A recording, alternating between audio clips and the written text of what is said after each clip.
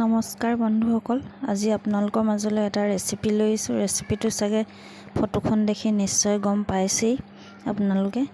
এয়া ঔটেঙা আৰু মাছৰ আঞ্জাখনৰ বাবে মাছ কেইটামান লৈ লৈছোঁ।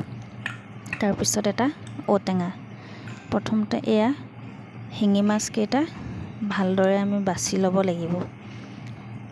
তাৰপিছত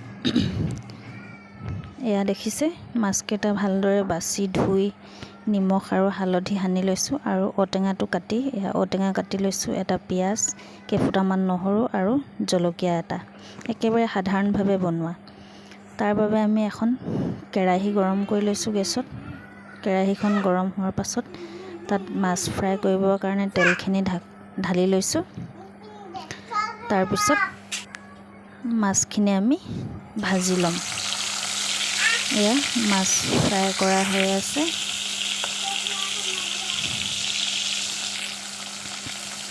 মাছখিনি জোলত দিবলৈ কাৰণে অলপ ভালদৰে ভাজি ল'ব লাগিব, তেতিয়াহে আঞ্জাখন ভাল হয়।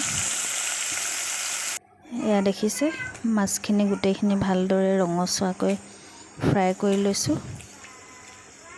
তাৰপিছত আমি আকৌ ঔটেঙাখিনি ভাজিবৰ কাৰণে কেৰাহীত অকণমান তেল দি পিঁয়াজ দিছোঁ আৰু তাতেই পিঁয়াজখিনি ভাজি লৈ তেলতে হালধি দি দিছোঁ। হালধি কম পৰিমাণে দিছোঁ, মাছত দিয়াই আছিলে।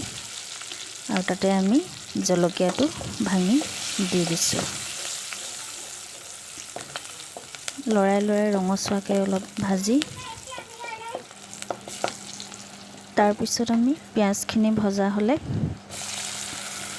ইয়াতে ঔটেঙাখিনি দি দিছোঁ। প্ৰয়োজন অনুপাতে ইয়াত আমি নিমখ দি দিছোঁ। মাছত নিমখ দিয়াই আছিলে, কম পৰিমাণে দিছোঁ, জোখমতে দিব আপোনালোকে। তাৰপিছত ঢাকন মাৰি দিছোঁ। এনেদৰে অকণমান সিজাৰ পাছত ঔটেঙাখিনি তাতে মাছকেইটা দি দিছোঁ আৰু মাছকেইটা দি আকৌ লৰাই ঢাকনখন মাৰি দিব।